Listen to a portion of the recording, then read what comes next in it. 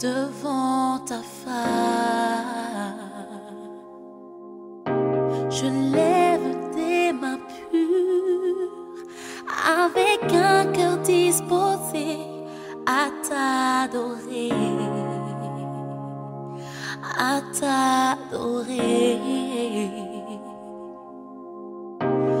Dans ton sanctuaire, conduit par ton Esprit Saint, je veux élever ma voix vers toi. Dans ton sanctuaire, je me tiens humblement devant ta face, devant ta face. Je lève tes mains pures avec un cœur disposé à t'adorer,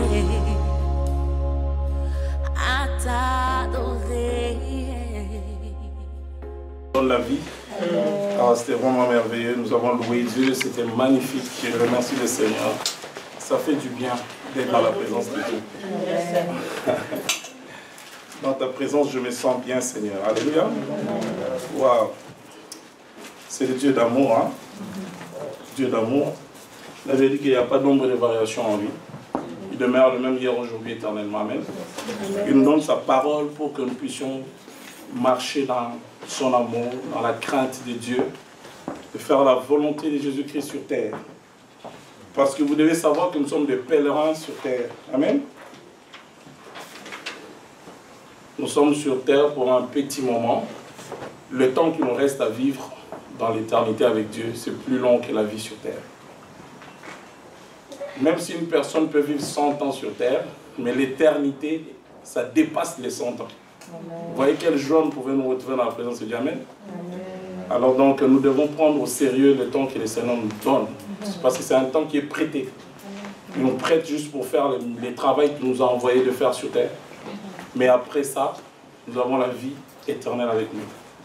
Donc nous devons nous préparer dès maintenant pour pouvoir hériter du royaume des cieux. Amen. Très important.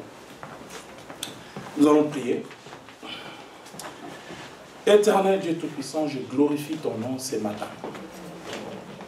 Merci Père pour tout ce que tu as pu accomplir depuis que, Seigneur, nous nous sommes réveillés déjà.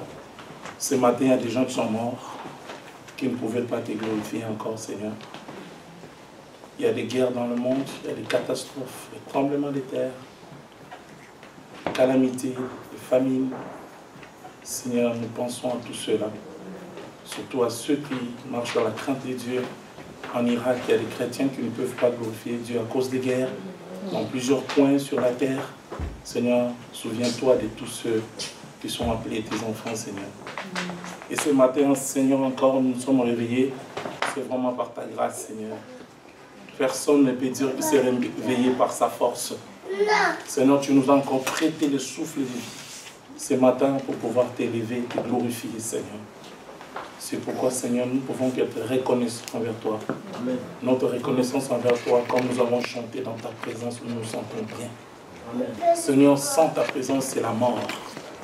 Sans ta présence, c'est, Seigneur, le ruine.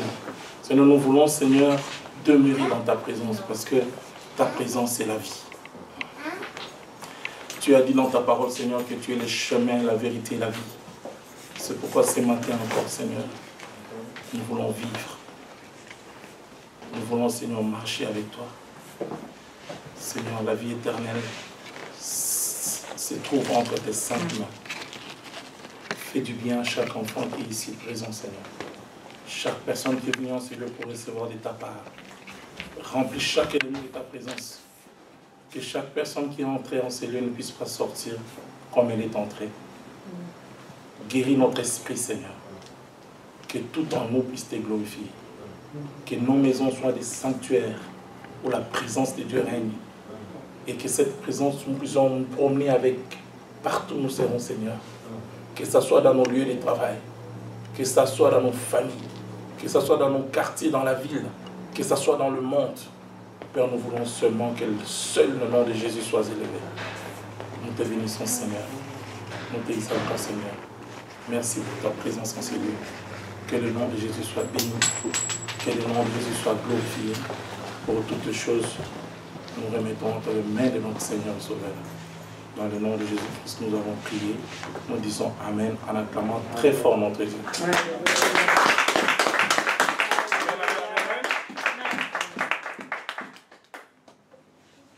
Prenons nos Bibles. Nous allons lire dans 2 Corinthiens 5.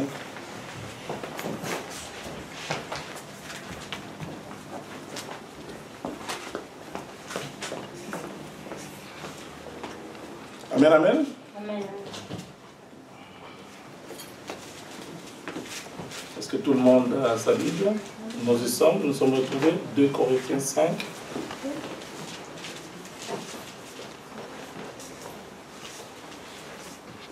C'est bon? Parfait. Alors, je vais lire au nom du Seigneur Jésus. Nous savons en effet que cette tente où nous habitons sur la terre est détruite. Nous savons en effet si cette tente où nous habitons sur la terre est détruite, nous avons dans les ciels un édifice qui est l'ouvrage des dieux, une demeure éternelle, qui n'a pas été faite de main d'homme. 2. Gémissons-nous de cette tente, désirant revêtir de notre domicile céleste. Si du moins nous sommes trouvés vêtus et non pas nus. Car tandis que nous sommes dans cette tente, nous gémissons accablés parce que nous voulons non pas nous dépouiller, mais nous revêtir, afin que ce qui est mortel soit englouti par la vie. Et celui qui a formé pour cela, c'est Dieu qui a donné les arts de l'esprit. 6. Nous sommes donc toujours pleins de confiance et nous savons qu'en demeurant dans ces corps, nous demeurons loin du Seigneur, car nous marchons par la foi et non par la vue. Et nous sommes pleins de confiance et nous aimons mieux quitter ces corps. Et quitter ce corps et demeurer auprès du Seigneur. C'est pour cela aussi que nous nous efforçons de lui être agréable, soit que nous demeurons dans ces corps, et que soit que nous les quittions. Car il nous faut tous comparaître devant les tribunaux de Christ, afin que chacun reçoive selon le bien ou le mal qu'il aura fait étant dans son corps. Amen. Amen. Amen, amen. Amen. Ça fait quelque temps, le Seigneur est en train de nous parler du tribunal de Christ. Ça fait quelques semaines déjà. Et c'est quelque chose qui bouillonnait en moi. C'est pourquoi en lisant la parole, je suis tombé dans ces versets-là. Et je voulais partager ce que le Seigneur a mis dans mon cœur par rapport au tribunal. Alors nous allons commencer, comme nous sommes à l'école de Christ, vous le savez si bien, on va commencer par les définitions. On va définir. Ça nous permet de comprendre c'est quoi un tribunal. Parce que nous pouvons voir un tribunal, c'est un terme qui est vraiment très bien utilisé ici, sur le plan juridique. Mais nous allons aussi voir la dimension spirituelle du tribunal. Ici parce que nous parlons du tribunal de Christ. Amen. Alors, je vais commencer par la définition du mot tribunal. La Bible, le dictionnaire dit, c'est pas la Bible. C'est un lieu où l'on rend la justice, donc c'est dans les tribunaux que les personnes vont chercher la justice, c'est-à-dire quand il y a un conflit. Et aussi, le mot tribunal a pour origine grecque bema. Ça veut dire quoi? Ça veut dire c'est un lieu élevé où on monte par des marches, c'est-à-dire une plateforme. Donc il y a une plateforme qui était là à l'époque grecque. Et c'est comme une tribune qui symbolise des sièges officiels. Amen. Quand je lisais ça, ça me faisait directement penser à nous en tant qu'enfants de Dieu, parce que nous devons aussi progresser, donc avancer, monter, aller de progrès en progrès. Ça, la Bible le dit dans Thessaloniciens 4. Nous devons avancer. Parce que c'est comme ça que le tribunal, c'est-à-dire pour arriver au niveau de là où se trouvent les juges, ça on parle de la Grèce antique, parce que le mot vient du mot grec, bema. Il fallait monter les marches pour arriver au niveau de la plateforme. Donc nous aussi, les trônes de Jésus-Christ, c'est pour ceux qui montent. Amen. Les trônes de Jésus-Christ, c'est pour ceux qui vont de progrès en progrès, qui avancent. Et quand nous revenons sur notre texte, nous voyons que l'apôtre Paul est en train de parler à l'église de Corinthe. Il est en train de dire ceci. C'est que nous sommes, donc notre corps, là où nous habitons actuellement, il considère ça comme une tente. Il n'a même pas parlé de la maison. C'est-à-dire une tente peut tomber, peut faillir, peut... Quand il y a un coup de vent, ça va être balayé directement. Vous comprenez ce que la Bible dit là? Ça veut dire quoi? Ça veut dire que nous, ce qui est important pour nous, ce n'est pas ce qui est sur terre. Amen. Le Seigneur nous appelle à nous focaliser sur la vie éternelle. Parce que son tribunal arrive. Le tribunal de Christ arrive. Bien aimé, si sur terre ici, quelqu'un fait une infraction, ou bien tue quelqu'un, je ne sais pas, il vole, on va l'arrêter, il va en prison. Mais on peut déterminer peut-être, selon les cas, quelqu'un qui vole, par exemple, on peut dire, bon, il a volé, on va mettre 3 ans. Mais le tribunal de Christ, c'est le tribunal de la vie éternelle, bien aimé.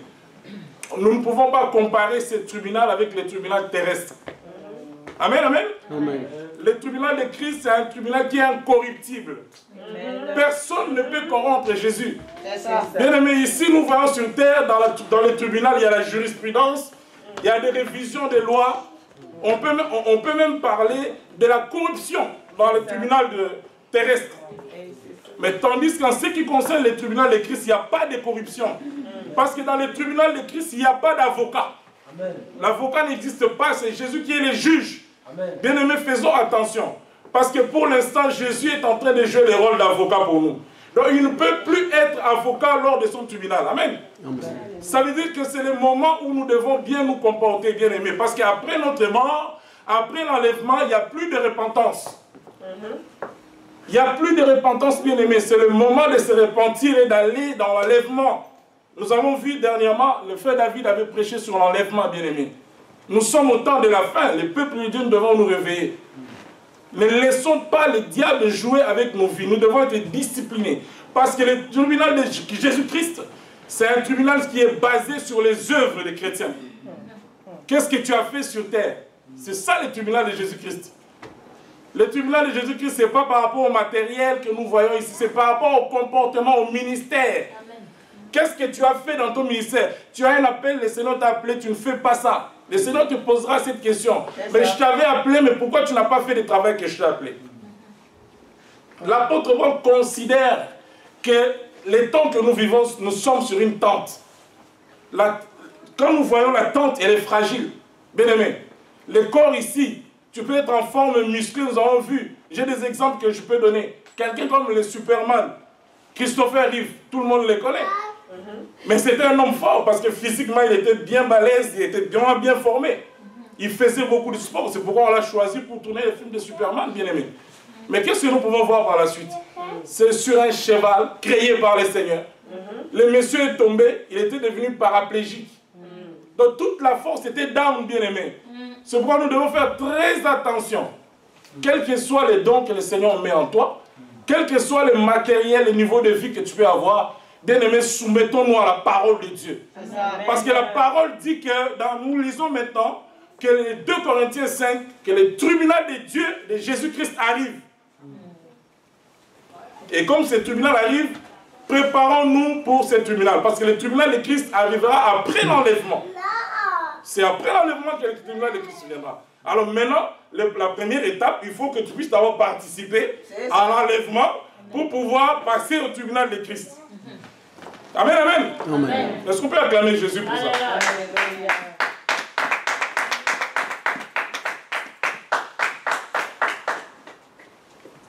Apôtre Paul préfère même la mort. S'il arrive dans cette dimension-là, ici nous voyons dans la parole de Dieu, ça veut dire que c'est quelqu'un qui avait combattu le bon combat de la foi, comme il a dit. Parce qu'aujourd'hui, les gens ont peur de la mort. Quand je venais aujourd'hui avec mon frère, il me disait, je n'ai plus peur de la mort. Parce que je sais que c'est un serviteur de Dieu, il aime Dieu. Est-ce qu'on peut dire ça aujourd'hui, je n'ai plus peur de la mort? Parce que si tu n'as plus peur de la mort, ça veut dire quoi? Ça veut dire que tu es prêt à l'enlèvement. Ça veut dire que tu marches dans la crainte de Dieu. Amen. Tu as fait la volonté de Jésus-Christ. À ce moment-là, tu es enlevé. Amen. Bien-aimés, ne nous conformons pas, comme l'apôtre Paul dit, au siècle présent. Amen. Bien-aimés, le monde peut présenter des affaires. C'est ça. Ça peut présenter de l'or, des bijoux, des voitures, des maisons, mais ce n'est pas ça qui est important. Bien, la vie, la crainte de Dieu, c'est le commencement de la sagesse. C'est à ce moment-là que tu auras grâce. C'est une grâce, bien-aimé. Déjà, d'être chrétien, d'être né de nouveau, c'est une grâce. Oui. Et deuxième chose, c'est aussi une grâce de pouvoir avoir l'enlèvement, profiter de l'enlèvement, participer à l'enlèvement. La Bible dit qu'il y aura des grincements des dents, bien-aimés.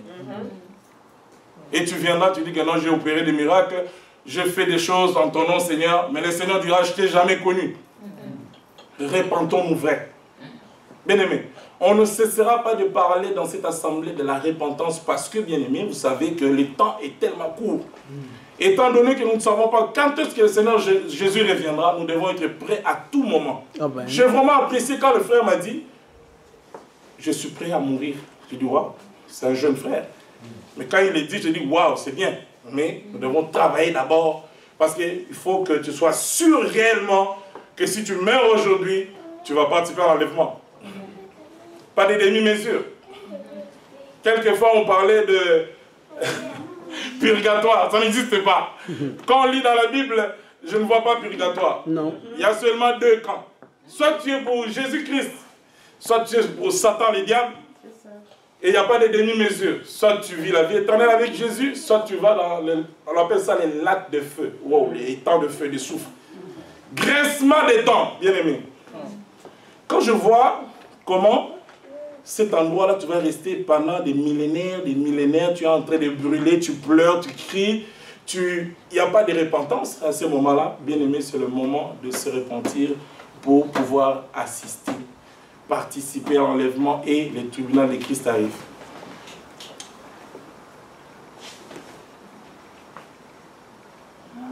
Apôtre Paul dit dans verset 6, disons 5, « Celui qui nous a formés pour cela, c'est Dieu qui nous a donné les arts de l'esprit. » Vous savez, je suis allé voir c'est quoi art de l'esprit. Parce que quand vous voyez des mots un peu difficiles, c'est vraiment important de pouvoir un peu checker pour voir qu'est-ce que ça veut dire art. Parce que art, ça s'écrit A-R-R-H-E. C'est pas comme les arts martiaux. Ça, c'est art de l'esprit. Ça veut dire que dans la dimension juridique, parce qu'ici on parle aussi un peu du juridique, hein, il y a les deux, ça veut dire gage. Ça, c'est dans la dimension juridique, selon les dictionnaires. Dans la dimension juridique, art de l'esprit, ça veut dire gage. Tandis que dans la dimension de la parole de Dieu, les arts de l'esprit, ce sont les dons de l'esprit. Ça veut dire que c'est que le Seigneur nous prête, bien-aimé. Ça ne sert pas de s'enorgueillir. Oh, je suis prophète, j'ai une prophétie sur toi, ma soeur. Non, bien-aimé. Arrêtons de jouer avec Dieu. Mais dis pas ce que le Seigneur ne t'a pas dit de dire. Ne mens pas. Parce que quand je lis dans la parole, Apocalypse explique que les menteurs, tous les menteurs iront dans les lacs de soufre et de feu, là. Ils vont périr en enfer. Il ne faut pas mentir. Apprenons sur nos enfants. Parce que la dernière fois, quand maman Jackie avait prêché, le mensonge dans la culture, c'est comme la nourriture. Hein. Les gens vivent, ils peuvent mentir à l'aise, quoi. Bien-aimés, ne jouons pas avec Dieu. Parce que nous parlons du tribunal, c'est-à-dire que nous devons corriger toutes les fautes. Là où il y a un endroit qui ne marche pas, fais vite. Il viendra comme un voleur dans la nuit. Tu ne le sais pas. Il peut venir aujourd'hui, en sortant de cette assemblée, même pendant que nous parlons. Il peut venir pendant ton sommeil, pendant que tu es au travail, pendant que tu conduis. Il y a même des films qu'ils ont fait par rapport à ça. L'homme et la femme, ils étaient ensemble et l'homme est parti, la femme est restée. Bien aimés, ne jouons pas. Faisons de notre mieux pour que nous tous nous puissions participer à l'enlèvement. Et les jugements arrivent. Nous allons voir les jugements. Le message de Jésus, ce n'est pas sur l'enlèvement. Nous avons été déjà. Mais c'est ensemble. Parce que l'enlèvement vient avant le jugement. Amen, amen. Amen, amen. Amen. Gloire à Dieu. Je remercie le Seigneur parce que la parole de Dieu, elle est vraiment précise par rapport à ça. Ok? Donc, art de l'esprit, c'est les dons. Le Seigneur nous a mis des dons. Bien-aimé, tu fais un miracle, tu pries pour quelqu'un, et la personne te donne l'argent, tu prends cet argent, tu mets dans ta poche. C'est du mensonge. C'est du vol. Pourquoi tu prends l'argent? Est-ce que nous avons vu dans la parole de Dieu, Jésus-Christ a prié pour quelqu'un, il a guéri combien? La Bible montre des paralytiques, des aveugles. On n'a jamais vu quelque part jusqu'à... Parce que la Bible dit que nous devons imiter Jésus. C'est ça. Imitateur de Christ. C'est ça. L'apôtre Paul le dit. Bien-aimé, comment est-ce que tu pries pour quelqu'un, tu prends son argent? Tu es un voleur. Tu es un voleur. Et ta place est en enfer. Tu ne peux pas prendre l'argent. Il y a des gens qui périssent. Pourquoi cet argent-là qu'il a est donné à ces gens-là? Il y a beaucoup de choses, bien aimées, qu'on peut dire par rapport à ça. Préparons-nous pour ne pas entrer. Il y a beaucoup de choses. Tu te mets dans la chair, tu mens. Un homme marié, tu sors avec des femmes d'autrui. Tu fais n'importe quoi. Une femme mariée, l'impudicité dans les églises. Les jeunes filles font n'importe quoi dans les chorales. Aujourd'hui, c'est le lieu où même l'impudicité règne. Faisons attention. Dieu, c'est un feu dévorant. Si nous voulons vraiment avoir cette grâce, parce que ceux qui participeront à l'enlèvement ne seront pas jugés. Ah! Amen, amen, amen. Moi, je vous ai dit que c'est proche. Amen, amen. Amen. Bien-aimés, ceux qui participeront à l'enlèvement ne seront pas jugés. C'est pourquoi je parle de deux sont ensemble. Il faut participer à l'enlèvement pour que tu puisses pas avoir ton jugement. Le jugement là.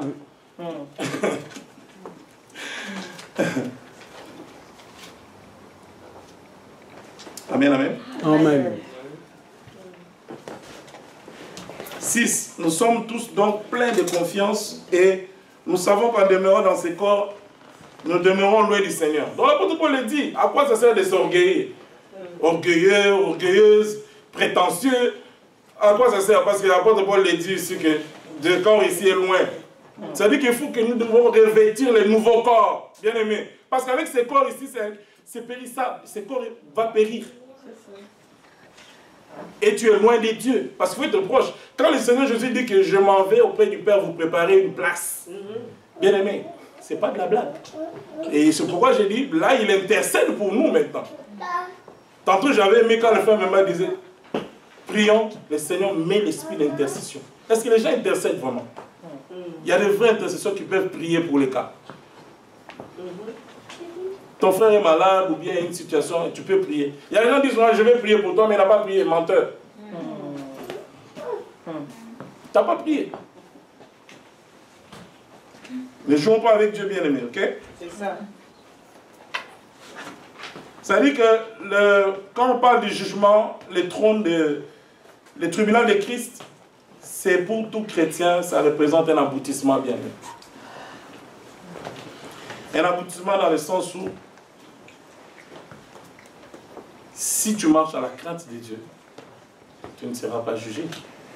Mais si tu ne fais pas la volonté de Dieu sur notre terre, tu vas être jeté dans les lacs de feu et de soufre et tu vas mourir. C'est ça que la Bible appelle la deuxième mort. Parce que physiquement, le vivant et le mort vont ressusciter. Les Thessaloniciens 4 le parlent, Apocalypse de 20 aussi le parle.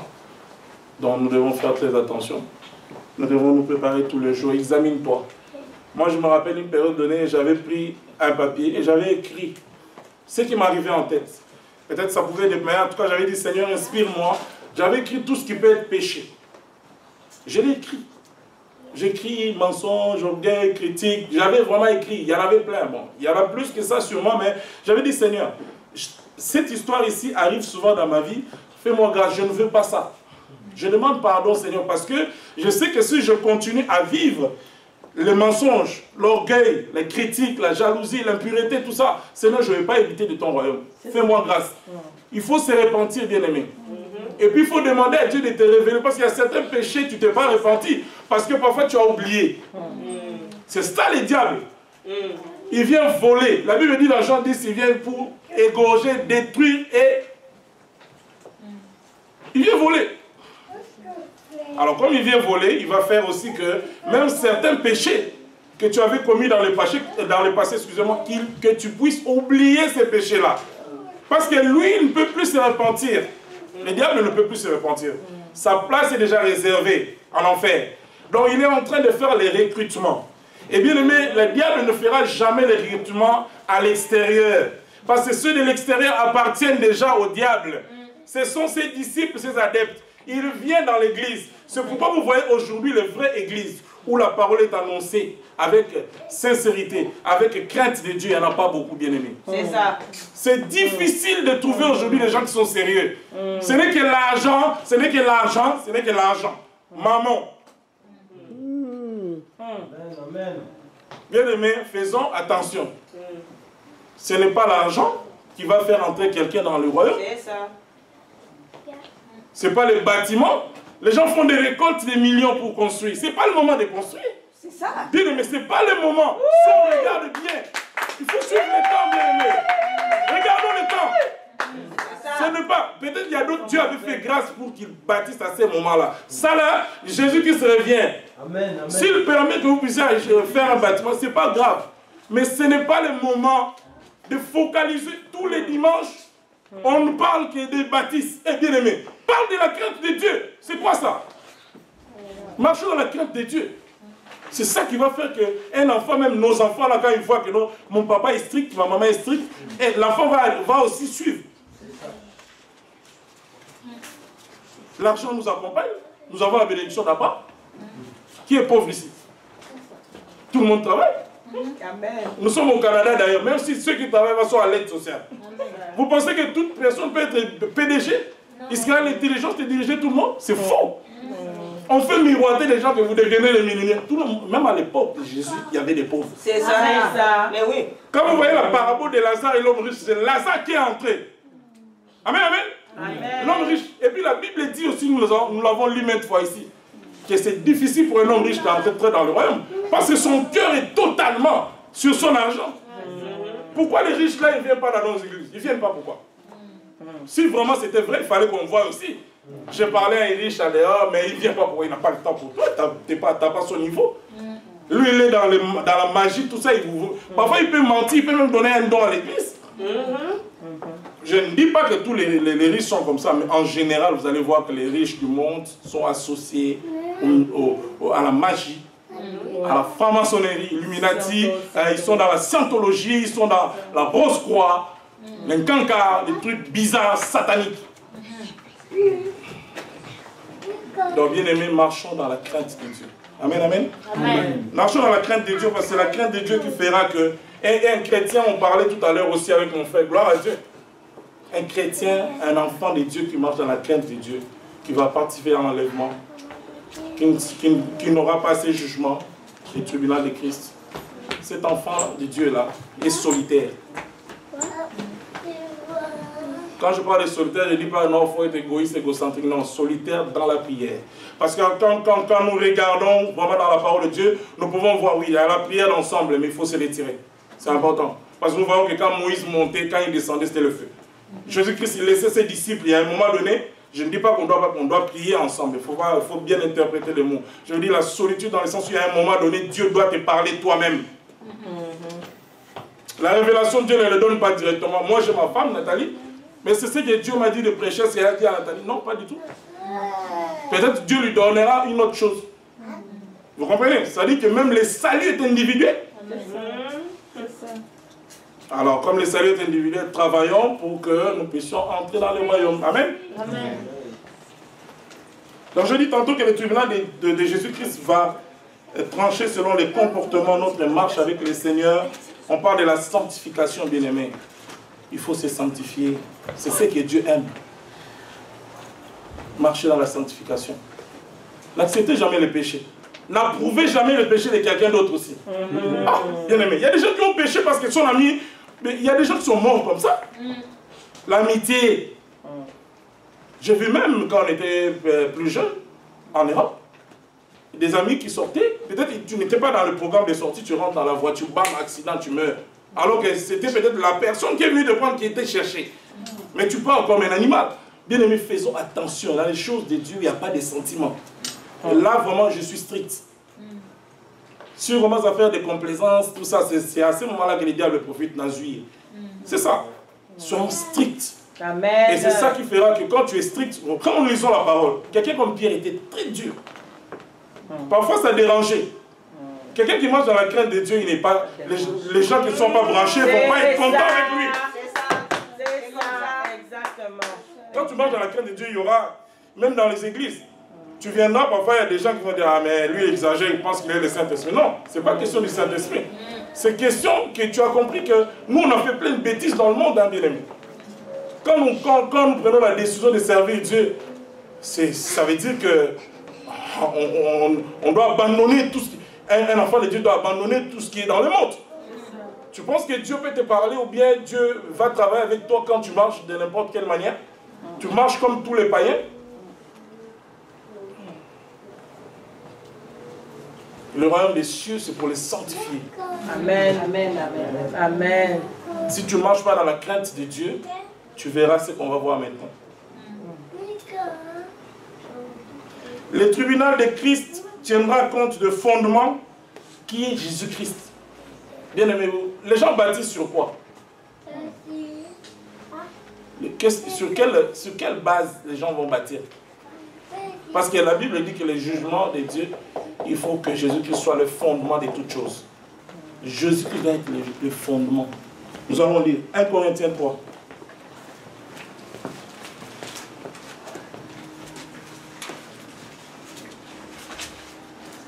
1 Corinthiens 3. On lira le verset, excusez-moi.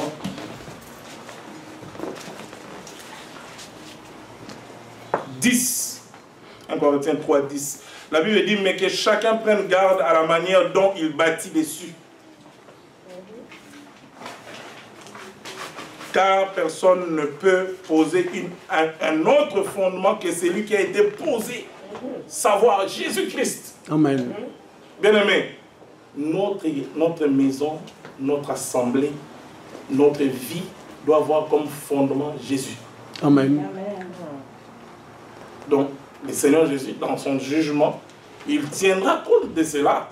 Parce que tu te dis chrétien, tu te dis chrétienne, tu te dis serviteur, prédicateur, tu te dis diacre. Mais est-ce que le message que tu prêches, ou l'église, l'assemblée où vous êtes, vous basez toutes choses sur le fondement qui est Jésus? Si vous ne basez pas sur Jésus-Christ, vous êtes jugé déjà. C'est ça qui est grave.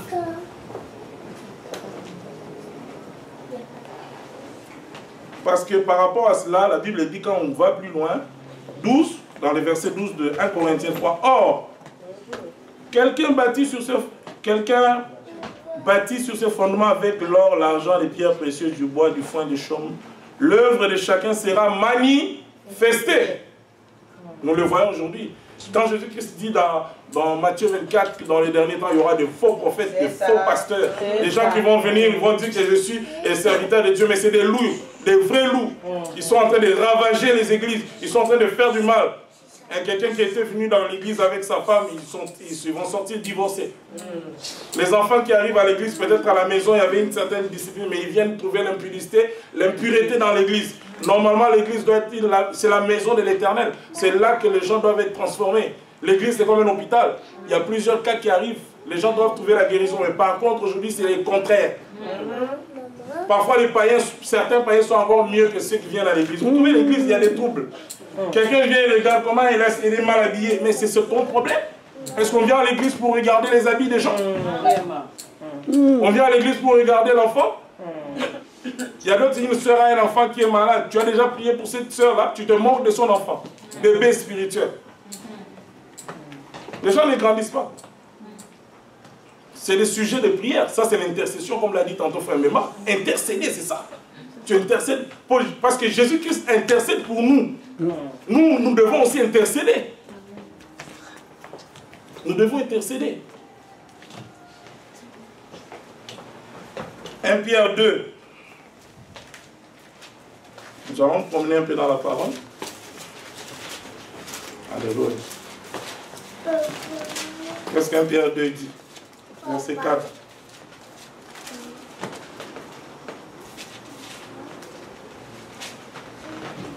Parlons toujours de la pierre angulaire.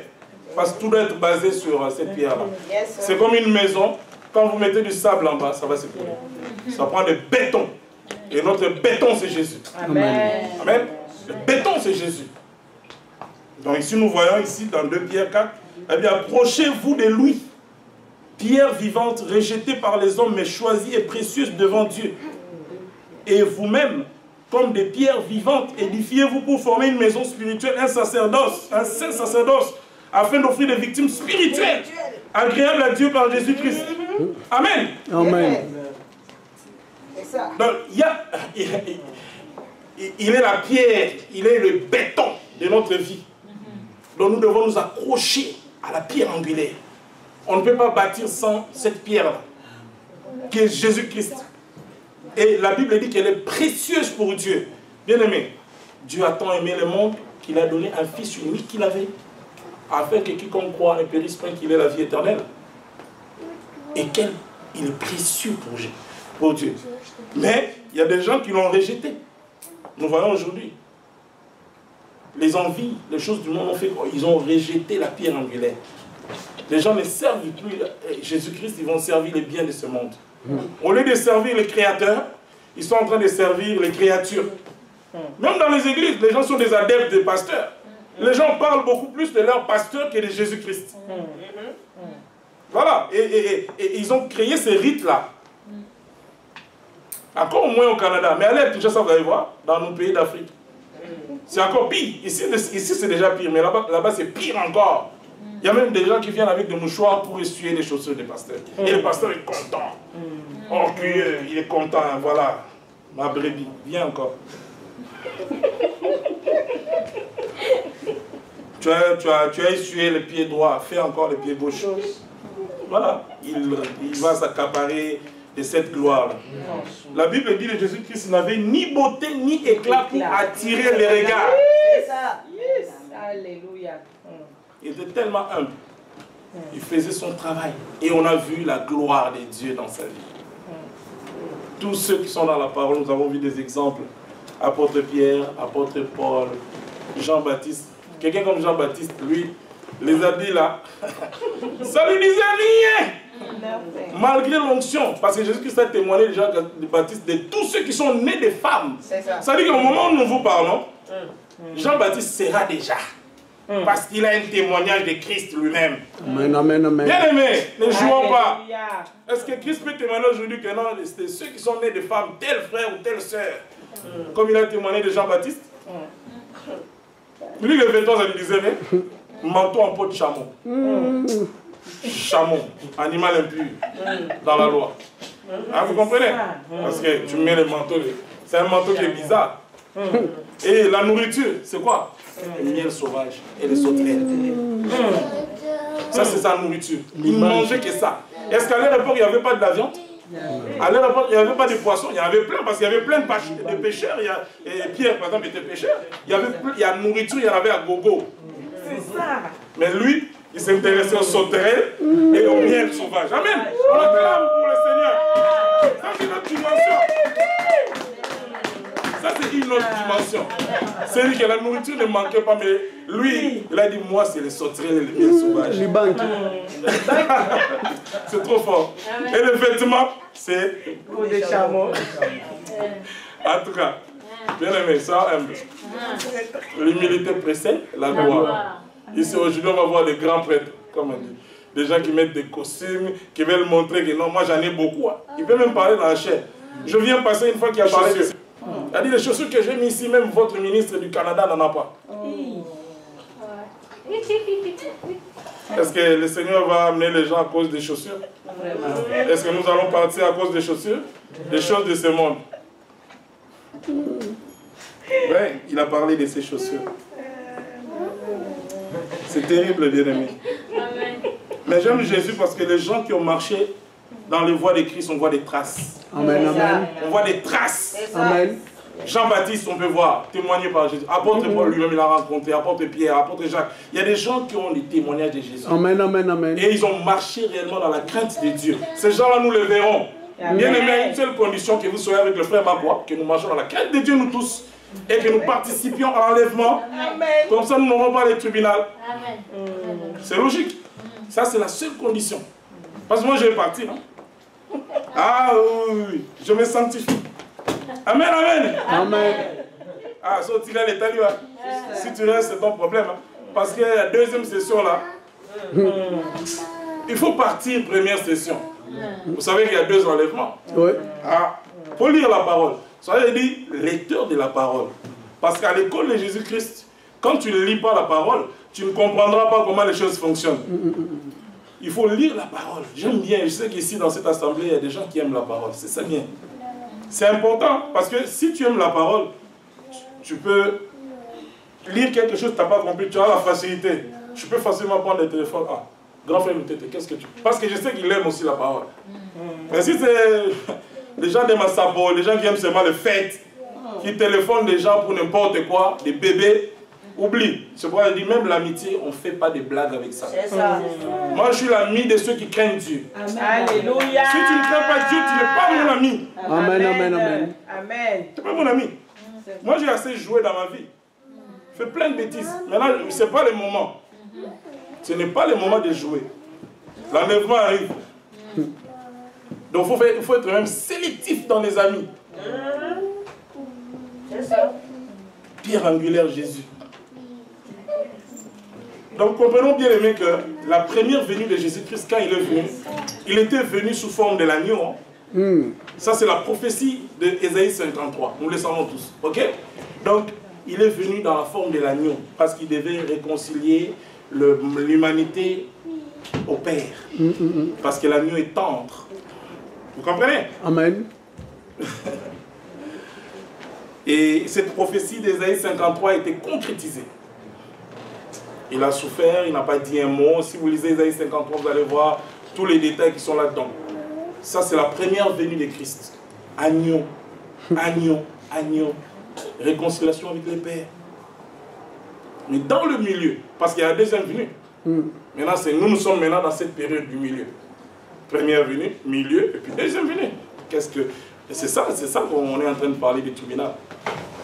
C'est-à-dire que c'est maintenant le moment de nous préparer, parce que là, pour l'instant, il est venu comme agneau.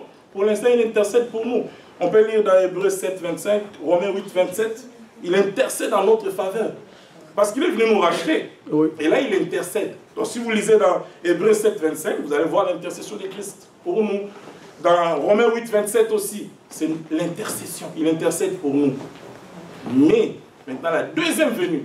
C'est pourquoi je vous ai dit tantôt que dans le tribunal de Christ, il n'y aura pas d'avocat. Comme dans le tribunal ici, quelqu'un qui vole, l'avocat, s'il parle bien, s'il peut bien expliquer les mots, parce que c'est son domaine, hein, il a étudié le droit, donc il maîtrise bien la chose des droits criminels. Donc il peut expliquer, il peut même utiliser, comme on a dit tantôt, la jurisprudence. Peut-être qu'il avait volé parce qu'il avait mal à la tête. Mais, là c'est une autre dimension maintenant. Parce que dans le tribunal de Christ, il n'y a pas d'avocat. Parce qu'il a déjà joué ces rôles-là.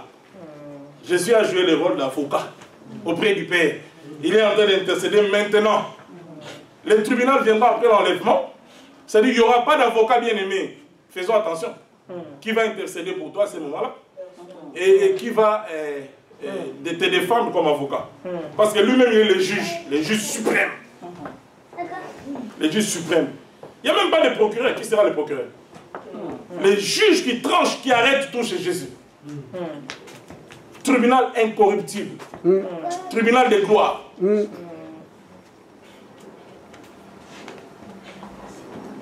Et là, il vient comme juge.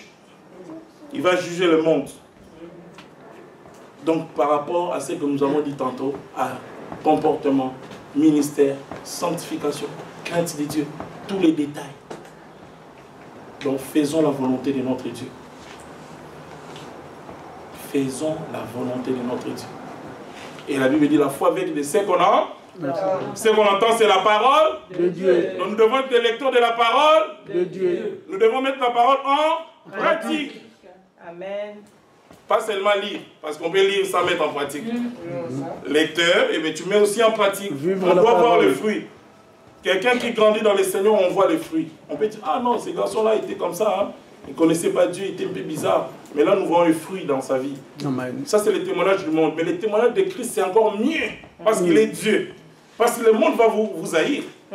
Des gens, des messages comme ça, les gens ne seront pas contents. Ils vont dire, mais qu'est-ce qu'il veut montrer? Lui, il ne pêche pas. Ils vont toujours parler. Mais une chose est vraie, tenons ferme. Alléluia. Quand tu tiens ferme, tu dis non au péché, je refuse au nom de Jésus. Amen. Satan va venir avec la tentation, je dis non, sans effet. Et c'est là que, comme Jésus, nous avons vu la dernière fois avec Maman Jackie, dans Matthieu 4, la tentation est arrivée à Christ. Et Christ a pris la parole, parce qu'il est la parole lui-même. Il a présenté la parole à Satan. Satan a fui. Et les bêtes sauvages avec lui. Parce que les animaux sauvages là, ils sont toujours là pour voir. Ils sont en train de chercher. On va lire dans Matthieu 24 pour voir un peu. Parce que les trucs des bêtes, la chose des bêtes sauvages, ça continue. Hein. C'est pas fini. Parce que là, on avait vu dans Marc. Hein, si vous lisez la parole, vous avez vu dans Marc, il y avait des bêtes sauvages. On va continuer aujourd'hui les bêtes sauvages dans Matthieu 24. Ils sont toujours là. Ils sont là. Soyez prudents, bien-aimés. Ne laissez jamais les bêtes sauvages venir manger la chair. Vous savez, Akab, la prophétie s'est accomplie. La parole de Dieu est prophétique.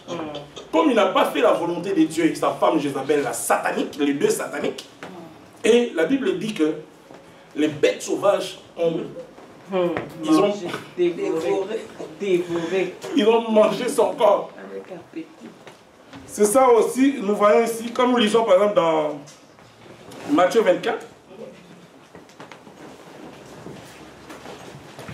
Là, on parle de l'avènement de Christ, bien sûr. Non, on peut aller dans le verset, mettons, 26. Si donc, on vous dit, voici, il est dans les déserts, n'y allez pas, voici, il est dans les chambres. Ne croyez pas. 27. Car comme l'éclair part de l'Orient et se montre jusqu'à l'Occident, ainsi sera l'avènement du Fils de l'homme. Maintenant, 28, il y a aussi des bêtes sauvages là-bas. En quelque lieu que soient les cadavres, là, ça semblera le vautour. Et nous savons que le vautour, c'est un oiseau qui est sauvage.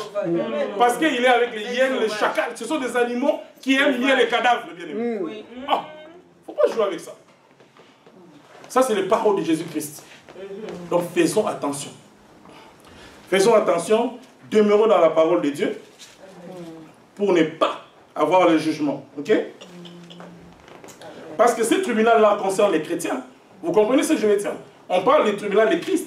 Voyez-vous, la parole est claire là-dessus.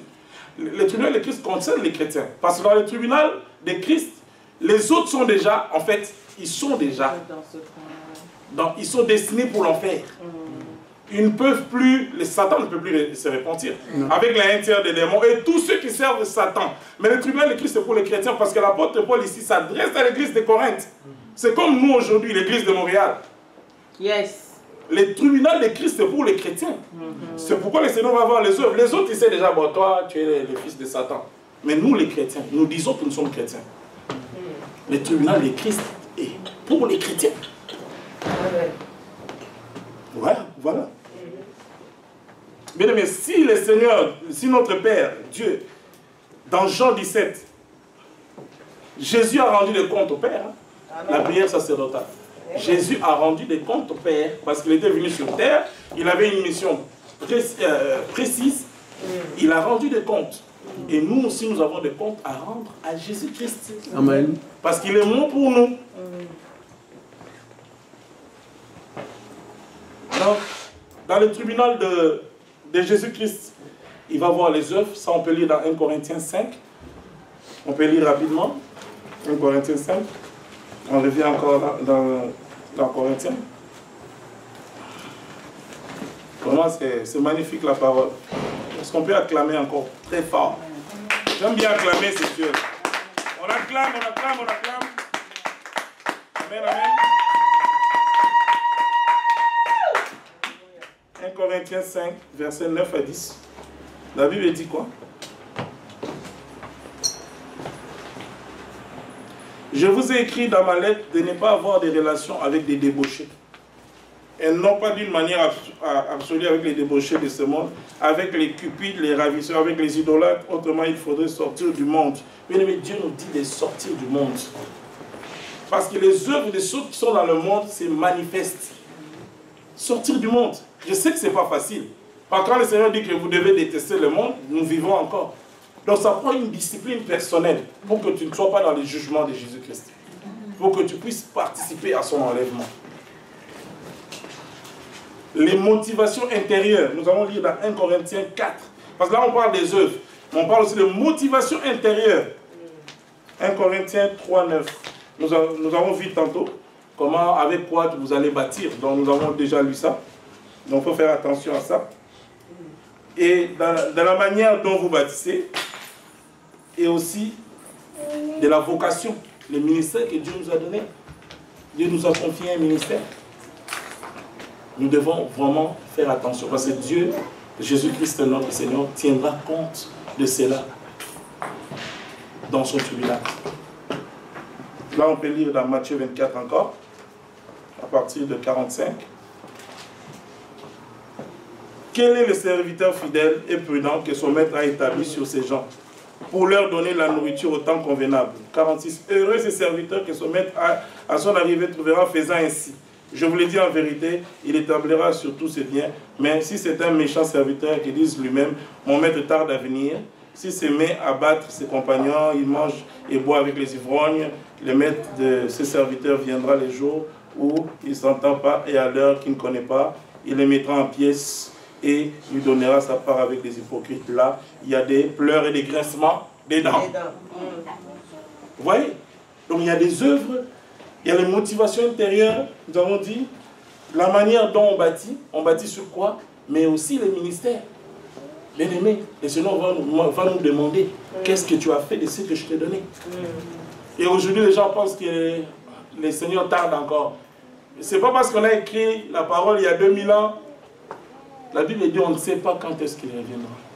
Faisons attention, le tribunal de Jésus-Christ arrive. Profitons pour participer à l'enlèvement, pour ne pas être jugés. Amen, amen. Amen. Et aussi les dons. Les dons, on peut les lire dans 1 Corinthiens 12.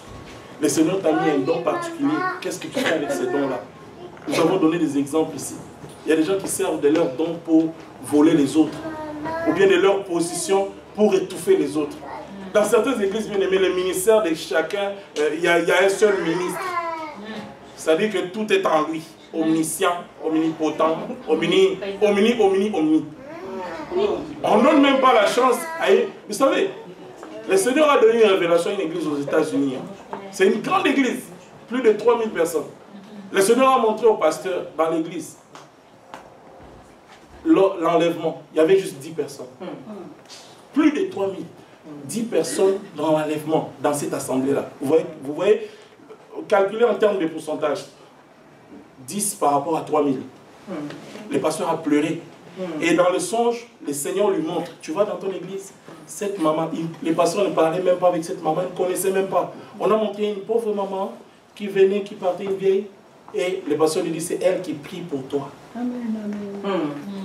Vous voyez bien, les hommes regardent l'apparence, mais Dieu regarde le cœur. Vous voyez dans ce témoignage-là, le Seigneur montre dans une église de 3000 personnes, l'enlèvement arrive, il y a juste 10 personnes qui sont enlevées. Le pasteur est venu, il a commencé à pleurer. Il a demandé à l'église, repentons-nous. Repentons-nous. Bien-aimés, ne jouons pas. Une église festive. Ne jouons pas. Ce sont des choses sérieuses. Donc si Dieu met à cœur comme ça, de présenter ça, nous devons prendre ça, moi déjà le premier, nous devons prendre ça au sérieux. Ça doit nous faire réfléchir, repartir encore dans la prière. Regardez là où il y a des brèches, là où il y a des fautes. Seigneur, pardonne. Parce que les 10 commandements sont là. Un seul commandement annule les 9 fautes.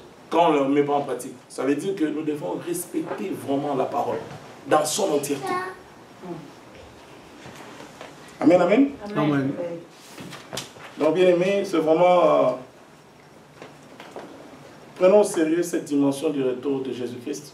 Prenons au sérieux parce que ça va s'accomplir, qu'on le veuille ou pas. Quels que soient les changements qui peuvent être apportés sur terre, tout ce que nous voyons, ce sont des prophéties qui sont en train de s'accomplir. Et nous savons seulement une chose, dans Romains 8, pour réconforter le peuple de Dieu. Il n'y a aucune condamnation pour ceux qui sont en Jésus-Christ. Mais ceux qui marchent réellement dans la crainte de Dieu, il n'y aura pas de condamnation. Parce que c'est le tribunal qui condamne. Mais l'apôtre Paul dit dans Romains 8 qu'il n'y aura pas de condamnation pour ceux qui sont en Jésus-Christ. Vrai. Les vrais adorateurs adorent le Père en esprit et en vérité. Amen. Et il dit aussi dans Romains 8, 33, qui accusera les élus de Dieu? Parce que dans les tribunaux, il y a l'accusation. Pour que quelqu'un puisse être porté dans un tribunal. Vous êtes d'accord avec moi? Amen. Moi et vous, nous nous comportons bien au Canada, nous n'avons jamais été devant les tribunaux. Parce que nous sommes des citoyens corrects. Si quelqu'un fait une bêtise, il va se retrouver devant le tribunal.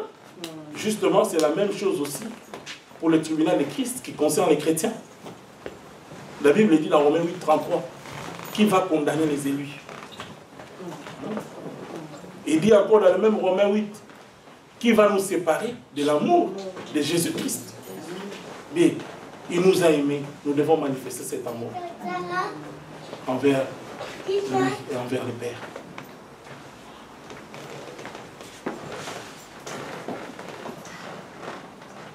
Alléluia.